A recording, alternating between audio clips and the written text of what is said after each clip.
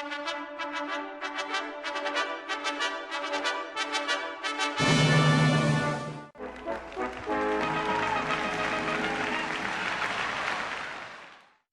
there, and welcome to Greetings from Florida, a weekly roundup of the horrible news stories to come out of Florida. Yes, Florida. Residency, now an official symptom of insanity. Our first story is one the likes of which we haven't covered in several months.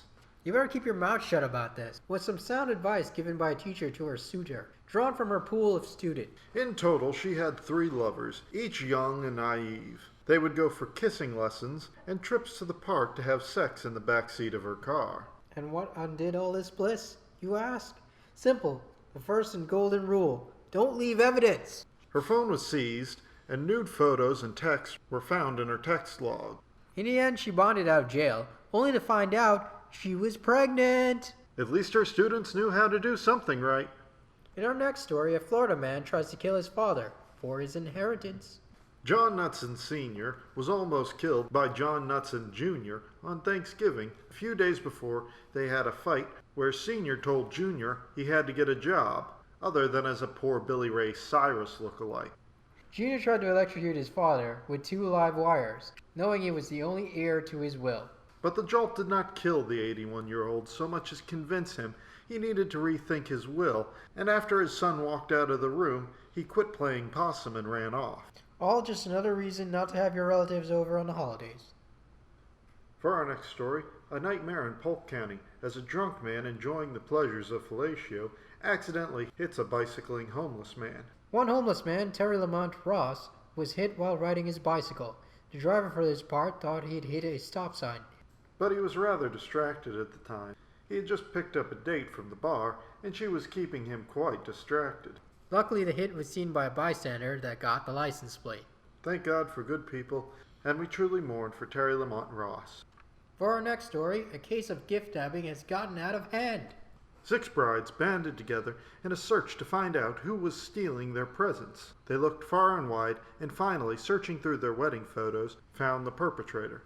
The same woman kept appearing in all the photos. It all came to a head when the woman attended a cop's wedding, stole gift cards, and tried to cash them in. Cards were tracked, and with security cam footage, the jig was up. She can look forward to having her own precious gifts stolen in prison. In our next story, road rage is out of hand as the rich revolt against each other. This story begins with the driver of a Rolls-Royce jumping from his car at a red light to go and punch the driver of a Mercedes-Benz in front of him in the throat. Between these repeated punches, the man in the Mercedes pulled a gun and shot, then driving off, and the Rolls-Royce driver is still sitting in the hospital to this day. That is all we know, and the police would like to know more, if you please. And for our last story, just a crazy out-of-towner trying to resettle into Florida craziness. To go without saying this woman is crazy ignores the realities of this case. At an art event, the woman stalked her prey, bumping into her several times. When she was confronted with this, she pulled out an X-Acto knife and stabbed the woman in the arm. She stood there calmly, as she was later quoted as saying things like, "I had to kill her, and 2 more, and I had to watch her bleed." In the arrest report, she admitted to stabbing the woman to clean her. She might be from New York, but that's some Florida tier insanity. Well, that's it for this week, everyone. This week's episode was brought to you by sexual harassment lawsuits. Yes, sexual harassment lawsuits. It's not legal, and when you get that feeling, you gotta start suing. So until next week, this is Nick and Mike saying, Florida makes the jokes. We make the puns! Please remember to like, comment, and subscribe. Please like and subscribe, and check out our Facebook. Please.